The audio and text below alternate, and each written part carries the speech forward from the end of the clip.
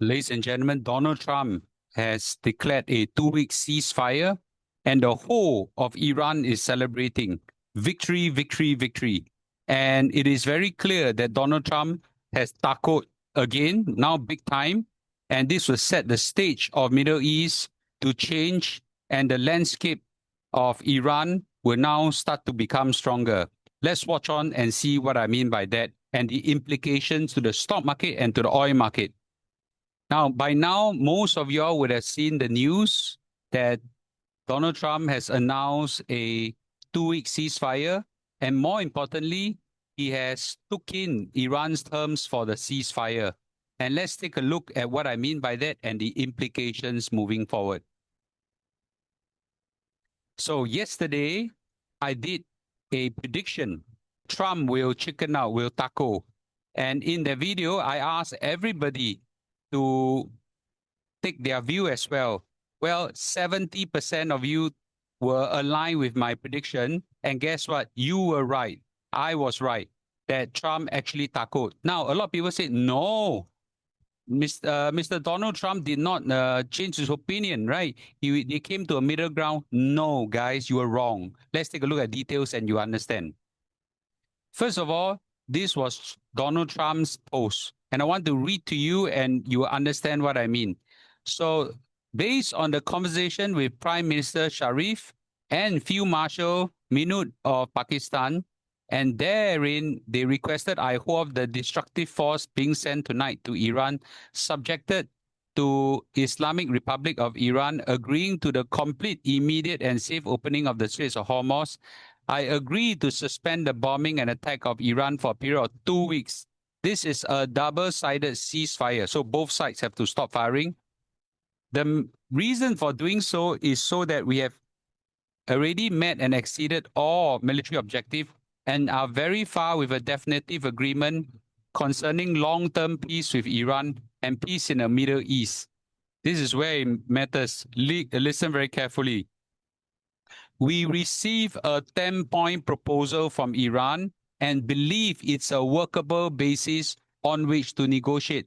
They did not say that they took our proposal. He said, we receive a 10-point proposal. I look at it. Yeah, I think it's workable. Let's start to negotiate. Okay. So almost all of the various points of past contention have been agreed between US and Iran, but a 2-week period will allow the agreement to be finalized and consummated.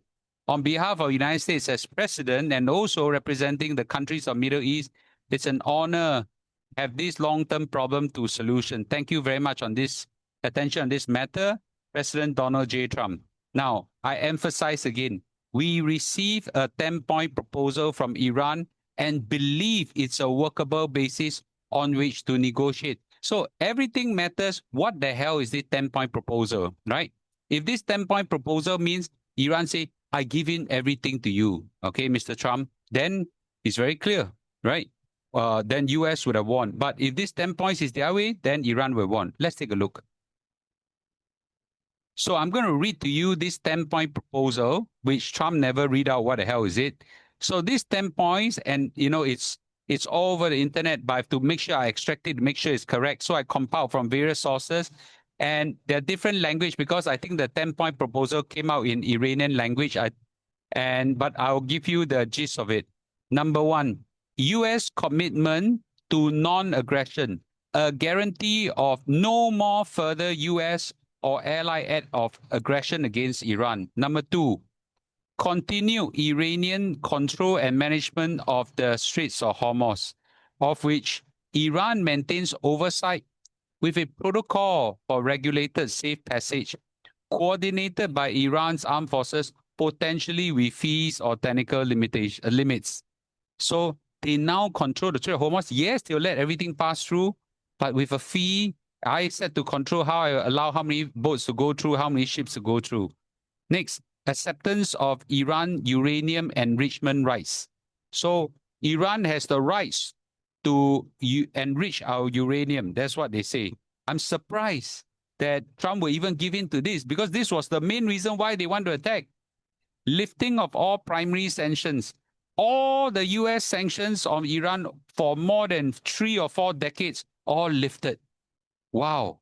Okay. Lifting of all secondary sanctions, that means ending of sanctions on foreign entity doing business with Iran. That's going to be lifted as well. Termination of all UN Security Council resolution against Iran. Termination of all IAEA Board of Governors resolution against Iran nuclear program. So all nuclear program restriction lifted. Payments of compensation for to Iran for war losses. Wow, they give in to that. Withdrawal of US combat forces from the region. Next, cessation of hostility on all fronts, including Lebanon and potentially maybe other areas, again, the Houthis or something like that. All these 10 clauses, what did President Trump say after reading all this? Oh, we received a 10-point proposal from Iran. We believe is workable. Which of these 10 clauses can you accept if you are genuinely fighting for the rights of United States? Okay, so isn't it very clear who takut? Of course, it's a tremendous Iranian victory. So it basically means that Iran negotiating from a position of strength, okay, so far has won round one. Now, of course, this is not the end of the negotiation. There are still 2 more weeks to go. But right now, they've almost not received any pushback for these 10 points on the surface. So this 2 week ceasefire changes everything. Iran now knows that it's negotiating from a position of strength. What do you think they will do? What do you think will do? Well, anyway, so it's very clear that US is signaling to Iran that they're willing to negotiate from a position of weakness, and Iran is going to take advantage of that. So meanwhile, fortunately for the rest of the world, oil prices came down sharply. Unfortunately, still very high, but never mind, it's still better than going up. And all the stock market have a huge spike. Well, I'll just say this: that's great news. It's not peace yet, but it's a good start. Meanwhile, the Iranians are all celebrating. Well, look at them in the streets. Actually, I got other photos as well. People raising flags. All the cars were trumpeting. Everybody raising. It's a huge celebration in Iran. By the way, I did not see that in Israel. I did not see that in America. Right? So who won? You tell me. So with this, basically, it means that they have rights to ownership of nuclear, hopefully for peaceful purpose, and all their sanctions are being lifted, and all their regional powers will not be attacked. Wow. So you tell me who will emerge out of this stronger? So this is not just a military victory. So by tahaning, by being able to handle and fight, just not surrendering, not giving up, is a victory for Iran, and we know that all the while. And so this is a case where US backs down. Let me tell you, one group of people is not very happy. The Israelis. They are not happy out of this. And I think that's the unknown factor in this whole thing. Iran is emerging victorious, and it's going to get more powerful after this. So the ownership of Straits of Hormuz is a real power lever. They now have the control, legitimate control over the Straits of Hormuz. They can charge a fee, and they're going to enrich themselves very strongly. And guess what, guys? What happens when Iran have a lot of power? You think they will develop the country infrastructure like we do in Singapore and Malaysia? No, guys. Okay? No, guys. That's not what they did over the last few decades. They were enriching the power to strike at Israel. Now, we should analyze why Donald Trump backed down. These are terms that are unacceptable to Donald Trump. Why he backed down? Well, it's very clear to me after the rescue of the weapons specialist officer that Donald Trump realized that boots on the ground is going to be very costly. Just one soldier took the destruction of 2 C-130 plus Sun helicopters plus A-10 Warhawk and so many soldiers putting their lives on the edge just to rescue one. Imagine now they have boots on the ground to launch a big attack. The military cost in terms of dollars and cents, which Donald Trump loves, is tremendous. He knows that he can't afford that. Next, he has an election coming in November. And if inflation were to pick up, which is already starting, but inflation were to pick up big time, guess what?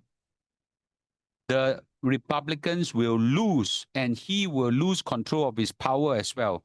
So he's not going to let that happen. He's not going to let it happen now because if he let it linger, inflation once pick up will never come down.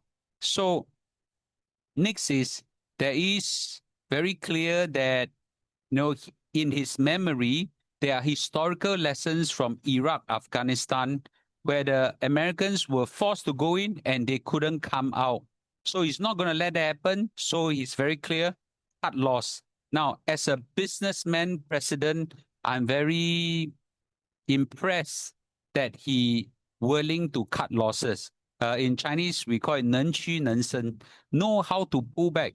Take the loss. This loss of face is less painful than the loss that he will have to incur if he drags on the war. So it's very clear. Now, the last thing is, while he gives all the warning that he's going to wipe out the whole of Iran and wipe out a whole civilization and all this, it's unthinkable that he will commit genocide. Yeah? Political suicide for him and US. I don't think so. So it's very clear to me he will tackle, and guess what? He really tackled. Well, the good thing is that the oil market cooled down, but it didn't cool down well enough.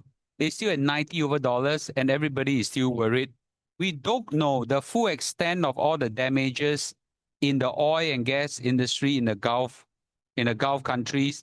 Only when things become clear, then we know that do we have or do we not have a oil crisis moving forward. Now, I want to talk a little bit about the Israelis. So Israel is clearly not happy about this outcome because if Iran gets stronger, they won't threaten US. They will threaten Israel.